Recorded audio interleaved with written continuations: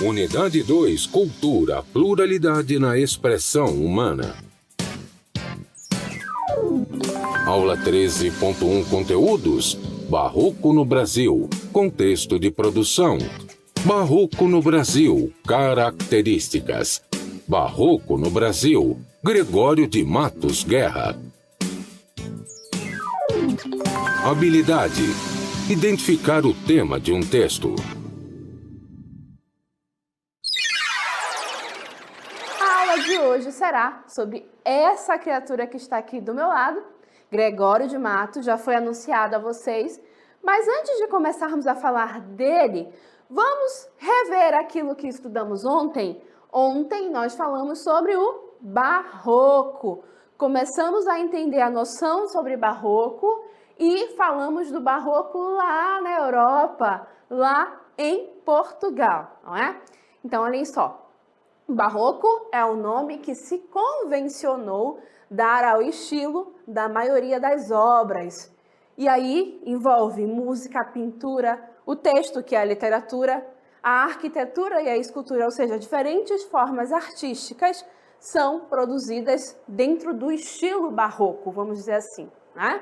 E são obras que foram criadas entre o fim do século XVI e meados do século XVIII, marcadas por uma retomada de elementos da concepção de mundo medieval, os quais, durante o Renascimento, ficaram encobertos pelo racionalismo e pelo antropocentrismo.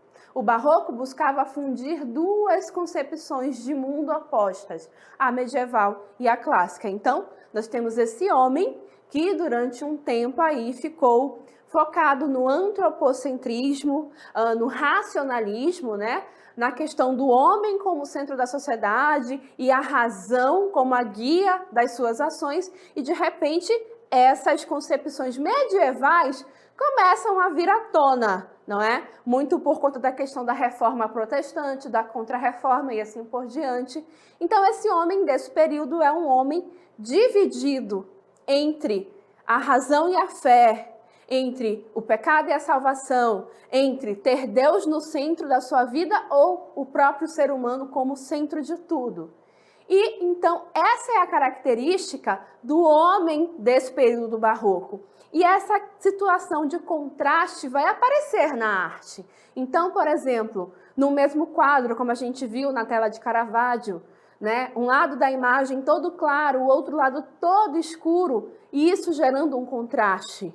Na literatura, isso também vai acontecer com textos que a todo momento trazem para nós elementos de palavras que são opostas uma à outra. Então, essa é uma característica do homem barroco que aparece na arte. Especificamente em Portugal, nós tínhamos aí a questão do sebastianismo acontecendo. E sobre o barroco lá em Portugal, nós selecionamos Padre Antônio Vieira. Então, coloca no ar a cartela. Padre Antônio Vieira foi, então, o selecionado autor barroco lá de Portugal, mas que também poderia ser brasileiro, porque ele escreveu boa parte dos seus sermões aqui no Brasil, sermões que ele usava para pregar. Então, os seus textos, calcados no conceptismo, ou seja, na construção lógica de algum conceito, como a gente viu lá no sermão da 60ª, né, quando ele quis explicar a passagem, Deus mandou pregar a toda criatura. E aí ele foi, logicamente, explicando o que seria a toda criatura. E foi aproximando esse conceito da realidade das pessoas daquela época. Então, Padre Antônio Vieira, além de ser um representante do barroco lá em Portugal, foi também um representante da corrente barroca do conceptismo. Certo, gente? E aí eu disse a vocês que, a partir de agora que o Brasil já existe no mapa, que o Brasil já existe na história da língua portuguesa, da literatura de língua portuguesa, a gente vai passar a falar sobre como foi o período literário lá em Portugal e depois aqui no Brasil. E é exatamente o que nós vamos fazer hoje quando tratarmos desse autor, Gregório de Matos. Vamos falar do barroco aqui no Brasil, como se desenvolveu, que textos nós vamos ter nesta forma de escrever o barroco, o movimento barroco dentro das terras brasileiras. E aí, como sempre, a gente começa desafiando vocês e nós trouxemos nesse desafio um gênero textual que é o meme, não é? Então, coloca o desafio na cartela, temos aí o meme, né, que é esse gênero muito próprio aí das redes sociais, da era digital. E a gente vê que o meme normalmente traz uma foto, uma imagem de algo e um texto na parte de cima, um texto na parte de baixo. Este meme traz a foto de Gregório de Matos. Na parte de cima diz: tentou me ensinar a satirizar. E a parte de baixo fala: logo eu, Gregório de Matos. E aí vem a pergunta: o que é satirizar? O que será satirizar? E como a sátira está presente nos textos do barroco? A gente já viu satirizar, satírico, essa palavra não é estranha para nós. A gente já viu lá nas cantigas, por exemplo, as cantigas que eram consideradas satíricas. E agora a ideia de satirizar reaparece com os textos de Gregório de Matos. Então, o que é satirizar? E o que é satirizar dentro dos textos do barroco? Certo, gente? O desafio vai ficar aí no ar. E agora eu trouxe vocês para viajar comigo. Olha só onde eu estou. Vocês conhecem essa paisagem aqui na qual eu estou? Pois bem, eu estou em Salvador, capital do estado da Bahia. Claro que essa imagem é uma imagem atual. Aqui ao meu lado eu tenho 2 cartões postais da Bahia, né? O Mercado Central, logo aqui na parte de baixo, na parte da cidade que é conhecida como Cidade Baixa. E mais aqui adiante eu tenho o Elevador Lacerda. O Elevador Lacerda é justamente um meio de transporte, digamos assim, que liga a Cidade Baixa à Cidade Alta e leva ao famoso Pelourinho. E por que eu trouxe vocês aqui para a Bahia comigo, de repente? Não era barroco, professor? O que Bahia tem a ver com isso? Pois bem, é porque Gregório de Matos, personagem da nossa aula de hoje, e o barroco de uma forma geral, na época brasileira, na sua forma do Brasil, se deu aqui, nesta cidade da Bahia. Claro que não com esta forma, não com essas cores que a gente tem aqui, porque essa é uma foto atual de Salvador, mas é neste espaço aqui que os fatos irão ocorrer. Tanto é que alguns dos textos de Gregório falam sobre a Bahia, certo? Então, a gente viaja um pouquinho com a nossa mente para esse lugar para entender um pouquinho daquilo que a gente vai tratar na aula de hoje, que é, primeiro, o barroco no Brasil e depois Gregório de Matos. Então, olha só. O barroco no Brasil, a gente tem que compreender que o Brasil, nesse momento, é colônia de Portugal. E é um território imenso, mas despovoado. E Salvador, que é este lugar que a gente acabou de vislumbrar, é a capital da colônia. Então, para quem não sabe, Salvador já foi a capital brasileira, né? Antes de Brasília, antes do Rio de Janeiro, Salvador foi a nossa capital, a primeira. E a cidade de Recife era a sede da administração da colônia. Então, eram 2 cidades muito importantes situadas no Nordeste brasileiro. E é nesse contexto aí que Gregório de Matos, que é o principal representante do barroco brasileiro, irá escrever, tá bom? E é um texto dele? Não é um texto dele que inicia o barroco, é um texto épico chamado Prosopopeia, que vai dar início ao barroco no Brasil, tá? Mas são os textos de Gregório de Matos que se tornam mais importantes e mais relevantes para que nós possamos entender e ver o barroco acontecendo aqui no Brasil. E já para que a gente possa entender um pouco, ou melhor, conhecer um pouco da obra de Gregório, a gente tem justamente um soneto no qual ele descreve o que era naquele tempo a cidade da Bahia. Olha só como ele é um trecho de um soneto dele, ele já diz que é soneto logo no início, Soneto, para quem não lembra, é uma forma fixa, tá? E a gente tem que lembrar que o Barroco é uma escola literária que tem um apreço pela forma, então é uma forma fixa que tem 2 quartetos e 2 tercetos, tá? Então, é isso que é um soneto. Quando vocês virem essa palavra, lembrem disso. É um poema, tá? E é uma forma fixa que tem 2 quartetos e 2 tercetos. Este soneto que a gente vai ler aqui é só um pedaço dele, tá bom? São só os 2 quartetos que a gente vai ver, mas que ajuda a gente até a pensar, imaginar como é que era Salvador, né? Como é que era a Bahia nesse tempo aí em que Gregório escreveu. Então, acompanhem a leitura. Descreve o que era, naquele tempo, a cidade da Bahia. Então, olhem aí. A cada canto, um grande conselheiro, que nos quer governar cabana e vinha. Não sabem governar nem só cozinha e podem governar o mundo inteiro. Em cada porta, um bem frequente olheiro, que a vida do vizinho e da vizinha pesquisa, escuta, espreita e esquadrinha, para levar à praça e ao terreiro. Gente, o que a gente pode depreender de uma rápida leitura aqui deste poema? Olhem só, a cada canto um grande conselheiro, que nos quer governar cabana e vinha.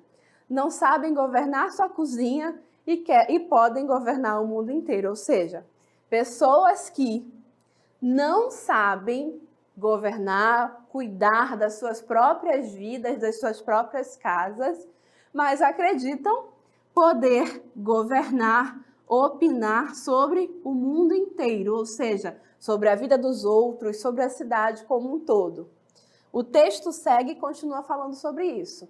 Em cada porta, um bem frequente olheiro, que a vida do vizinho e da vizinha pesquisa, escuta, espreita e esquadrinha, para levar à praça e ao terreiro. Ou seja, ele está se referindo e dizendo, afirmando que essa Bahia, essa Salvador desse período, é uma cidade pequena e que tem o quê? Muitos fofoqueiros que ficam, ó, só olhando a vida do vizinho, pesquisando, colhendo, para depois espalhar na praça e no terreiro.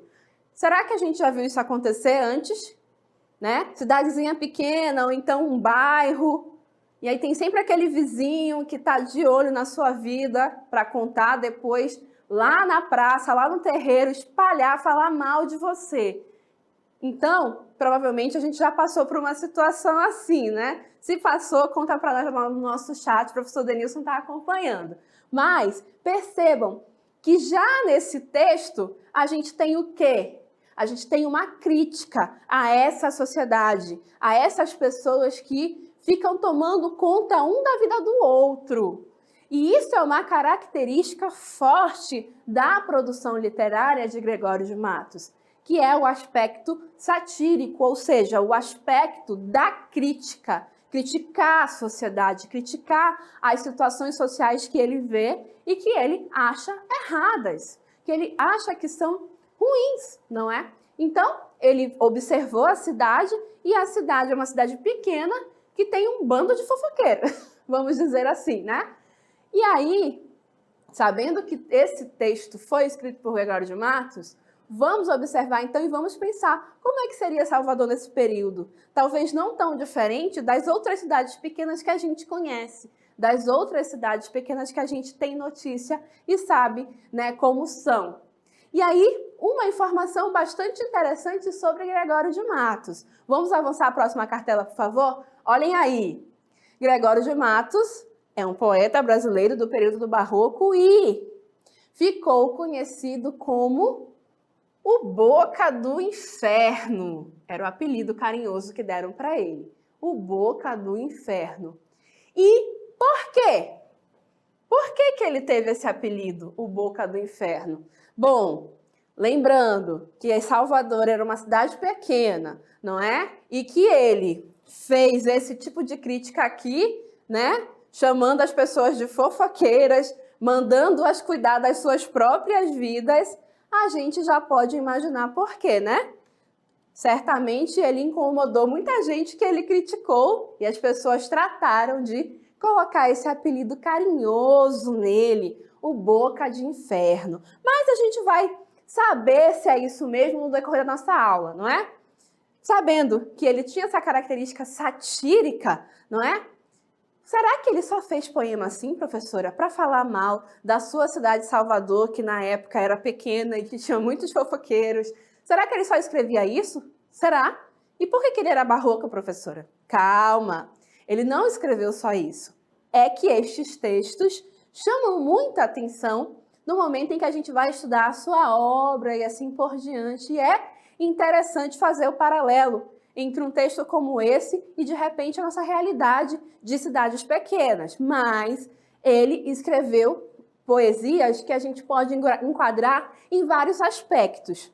O primeiro, a gente pode olhar aí, é uma poesia mais lírica, que vai tratar, então, de aspectos mais relacionados ao sentimento, não é? Ao sentimento deste eu lírico. Lembram-se lá da primeira aula do gênero lírico, que tinha essa questão da expressão do eu? Pois bem, então, essa poesia dele aqui é uma poesia mais lírica e que vai trazer a expressão deste eu lírico.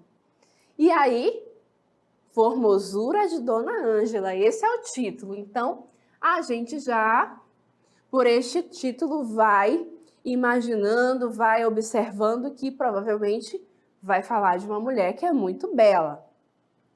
Não vi em minha vida a formosura, ouvia falar nela a cada dia, e ouvida me incitava e me movia a querer ver tão bela arquitetura. Opa! Ontem a vi por minha desventura, na cara, do bom ar, na galhardia de uma mulher que em anjo se mentia de um sol que se trajava a criatura. Me matem, disse então, vendo abrasar-me, se esta a cousa não é, que encarecer-me, sabia o mundo e tanto exagerar-me. Olhos meus, disse então por defender-me, se a beleza hei de ver matar-me, antes olhos cegueis do que eu perder-me. Então, olha só, é uma moça tão bela, de uma forma angelical, mas que o está fazendo pecar, correto? Correto, professor, está fazendo pecar. E ele diz, né, que prefere ficar cego, prefere ser cegado, vamos dizer assim, a se perder por essa beleza, por esta formosura. E aí a gente vai lembrar que por que esse texto pode ser enquadrado no barroco? Porque a gente tem aqui um homem dividido entre admirar a beleza de uma mulher que é extremamente bela, não é? Ele fala no primeiro quarteto, eu conhecia a beleza, mas eu nunca tinha visto, só tinha notícia e de repente eu vi nessa mulher. Então ele está dividido entre a beleza dessa mulher e a atração dessa beleza e o pecado que é admirar a beleza dessa mulher, porque se tinha essa noção no período, né, que o admirar exageradamente, a beleza de alguém e até desejar essa pessoa era um pecado. Então, ele fica ali nessa divisão. O homem barroco, a poesia barroca, é uma poesia de contrastes. E a gente encontra o contraste na interpretação deste texto. Então, olha, um texto barroco que é mais lírico, escrito por Gregório e que faz o quê? Fala da expressão desse eu lírico, esse eu que está aí dividido, né, entre olhar para essa mulher, desejá-la e, ao mesmo tempo, estar pecando, né, se perder nesse processo. Um outro aspecto que a gente tem que chamar a atenção de vocês é que este texto é também um soneto. Soneto. Que tem rimas bem definidas, por exemplo, Formosura vai rimar com arquitetura. Então, eu marco A e A para eu saber as rimas. E dia vai rimar com movia. E é assim no decorrer do texto, tá, gente? O esquema de rima é bem montado. As rimas são observadas. E, além disso, há a questão da métrica. A métrica é uma preocupação com a quantidade de sílabas poéticas que cada um dos versos terá. Então, se é um soneto, volta aqui para mim rapidinho. Se é um soneto que tem preocupação com as rimas e que tem também uma preocupação com a métrica, o que vai acontecer? A gente tem aí que eu posso falar, existiu também nesse texto uma preocupação formal. Ao escrever esse texto, o autor buscou preocupar-se com a forma que esse texto iria ter. Então, isso também é uma característica do barroco, essa preocupação com a forma do texto, com a forma textual, né? Se é um soneto, é uma forma fixa, se o esquema de rimas está bem montado, se a métrica está bem construída. Então, isso é uma característica, um indício de que há uma preocupação com a forma do texto. Então, além do aspecto temático, de ser algo, um texto que mostra algum tipo de contraste, eu vou ter também uma preocupação formal. Então, eu posso sim enquadrar este texto como um texto pertencente à estética barroca por conta disso, certo, gente? Então, aqui nós vimos um exemplo de poesia lírica escrita por Gregório de Matos. Ainda não comprovamos o porquê que ele é chamado de Boca do Inferno, mas a gente pode avançar. Porque além de poesia lírica, ele escreveu poesia sacra. Quando a gente fala poesia sacra, tem a ver com religião, tá? Tem a ver com religiosidade. Religião. Vamos escrever religião que vai mais rápido. Tem a ver com religião, tá? Então, são textos por meio dos quais ele faz o quê? A sua devoção, tá bom? A sua devoção a Deus. Lembrando aqui que ele vai seguir a fé católica, tá? Então, são textos por meio do qual ele escreve o seu devocional, né? Se coloca diante de Deus, pede perdão dos pecados, se apresenta como um servo. Então, basicamente, além de uma poesia lírica, ele também escreveu poesias sacras, poesias que têm a expressão da sua fé, ok? E aí, querem ler comigo um texto que demonstra a expressão da fé de Gregório de Matos? Olhem aí. Ao abraço de menino Jesus. Ao braço, perdão, de menino Jesus. O todo sem a parte não é todo. A parte sem o todo não é parte. Mas a parte o faz todo, sendo parte. Não se diga que é parte, sendo todo. Em todo o sacramento está Deus todo. E todo assiste inteiro em qualquer parte. Em qualquer parte sempre fica o todo. O braço de Jesus não seja parte, pois que feito Jesus em partes todo, assiste cada parte em sua parte. Não se sabendo parte deste todo, um braço que lhe acharam sendo parte, não nos diz as partes todas deste todo. Então, a gente vê aqui neste poema o quê? Primeiro, um jogo de palavras, não é? Entre a parte e o todo. Na primeira estrofe do soneto, a gente vê que ele vai definir para ele o que é a parte, o que é o todo, e se um existe sem o outro, se um existe apesar do outro. E aí, em seguida, ele vai avançar e falar dos sacramentos de Deus, né, Todo-Poderoso. Aí aparece a figura de Jesus. E aí, ele traz aquele raciocínio do todo e da parte para esse raciocínio que é um raciocínio cristão, vamos dizer assim, já que ele vai seguir essa mesma, ele vai seguir essa religião. Então, ele traz esse raciocínio de parte e todo para dentro deste raciocínio religioso, dentro deste poema, certo?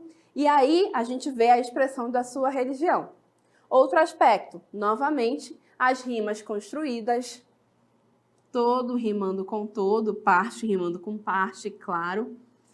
E aí, novamente, esse texto também é um soneto. Soneto. 2 quartetos, eu tenho aqui o primeiro quarteto. Aqui eu tenho, perdão, a professora se enganou, esqueçam. Não é um soneto não, tá, gente? Me desculpem. Perdão.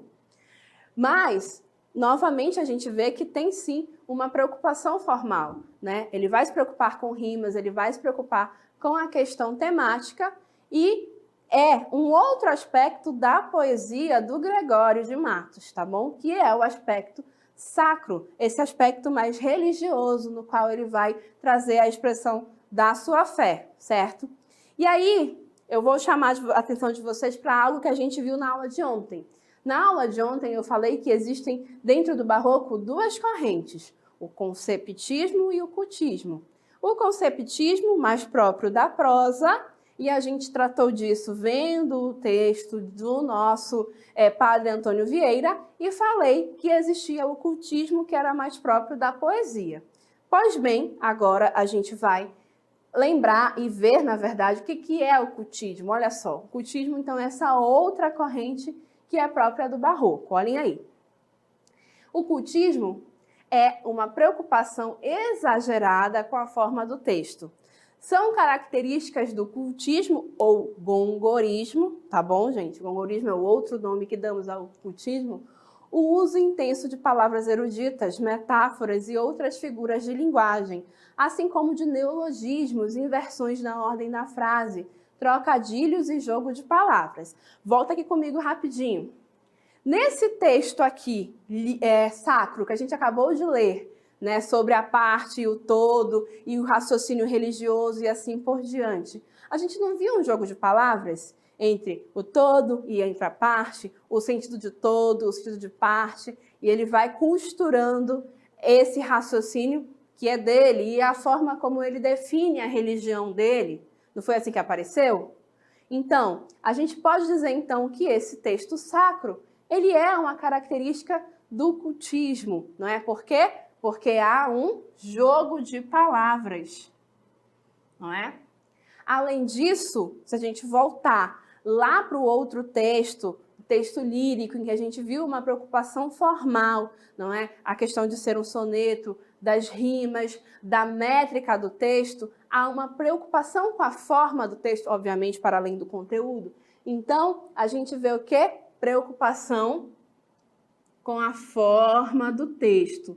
Então, sabendo disso, a gente pode deduzir ou concluir que Gregório de Matos era um representante ou empregou características do cultismo dentro do seu texto, né? Então, essa outra corrente do texto barroco, né? Então, a gente viu o padre Antônio Vieira com o conceptismo, Gregório de Matos com o cultismo, até porque realmente o cultismo é muito próprio das poesias e Gregório de Matos escreveu poesias, escreveu poemas, então era natural que nós encontrássemos em sua obra aspectos do cultismo, certo, gente? Até aí, beleza?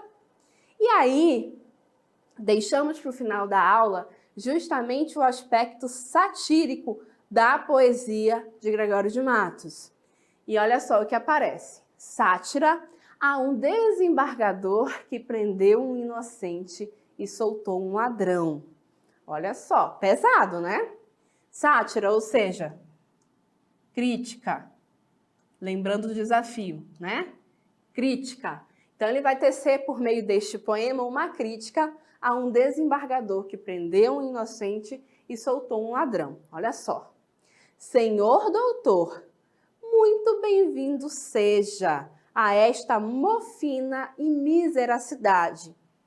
Mofina e miseracidade a gente sabe que é né, Bahia, Salvador, neste período. Sua justiça, agora, e equidade, e letras com que a todos causa inveja. Né? Então, letras com que a todos causa inveja seria aí uma alusão à questão do fato, né, de os magistrados, as pessoas da lei, gostarem de escrever textos que poucas pessoas entendem, né? Usam tantos termos jurídicos que quase ninguém entende o que eles querem dizer. Mas, voltando aqui, né? E letras com que todos causam inveja. Seja muito bem-vindo, porque veja o maior disparate e iniquidade que se tem feito em uma outra idade, desde que há tribunais e que os reja.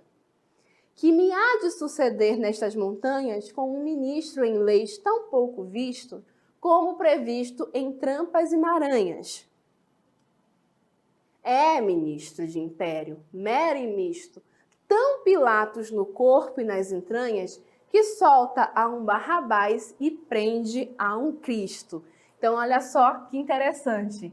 No último terceto deste soneto, ele faz justamente uma alusão, né, cristã, falando, né, em Barrabás e em Cristo, e justamente, né, comparando, né, a questão bíblica, né, o episódio bíblico em que Cristo será preso e depois crucificado, com o que aconteceu lá, né, em Salvador, na cidade na qual ele vivia, né, na cidade no qual esse fato se deu, já que o desembargador, conforme diz o próprio título, prendeu um inocente e soltou um ladrão. Então ele constrói essa alusão tão cara aí, né, a uma sociedade em que a questão religiosa ainda estava muito evidente e muito viva dentro da mentalidade das pessoas. Então, olha só, ele vai construindo, né, uma forma de ir, vamos dizer assim, exaltando este magistrado, esse juiz, né? Então, ele diz, sua justiça agora e equidade, ou seja, justiça, equidade, forma de tratar os outros de formas iguais, né? Tratar todos de forma igual. E letras com que a todos causa inveja, ou seja, nossa, tão culto na hora de escrever que causa inveja a todos. Aí no próximo soneto ele meio que critica, né? Seja muito bem-vindo, porque veja, o maior disparate e iniquidade, ou seja, não tem nada de equidade, é iniquidade, é maldade, que se tem feito em uma outra idade, desde que há tribunais quem os reja e quem os reja, né? E aí ele vai construindo toda a crítica a este magistrado e, por fim, compara o caso na cidade mirrada, né? Como ele mesmo diz, ao fato bíblico. Então percebam que, para além de poesia lírica, que é a expressão do eu, e para além de uma poesia sacra, a gente vê também uma poesia satírica na produção de Gregório de Matos. E essa poesia satírica faz o quê? Crítica. Crítica a uma situação social, a algum fato social que causou aí, pelo menos para o poeta, algum tipo de inquietamento, algum tipo de desconforto. Então, é baseado nisto, nesta coragem, vamos dizer assim, de Gregório de Matos, de escrever poemas por meio dos quais, ele satirizou pessoas importantes, pessoas influentes, como, por exemplo, um magistrado. Naquela época, os magistrados tinham muita força, muito poder, não é? Por essa coragem, por este empenho, é que ele ficou conhecido como o Boca do Inferno, porque ele não tinha medo, ele falava mesmo, ele criticava mesmo por meio dos seus textos, certo? Então, eis aí o motivo pelo qual ele recebeu o apelido tão carinhoso, estou sendo irônica aqui. E a gente vê que, de fato, a sátira, o satirizar, também está presente na produção literária deste poeta. Assim como a gente chamou a atenção de vocês lá no nosso desafio. O que é satirizar? É criticar.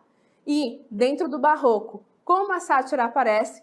Aparece exatamente na forma destes poemas que eram feitos para criticar situações sociais, como essa que a gente viu, não é? De um magistrado que solta um ladrão e prende um inocente, não é? Então, a gente conheceu um pouquinho da produção deste autor aqui, Gregório de Matos. Vimos que ele tinha esse apelido, o Boca de Inferno, mas escreveu, além de poemas satíricos, poemas líricos e poemas sacros também.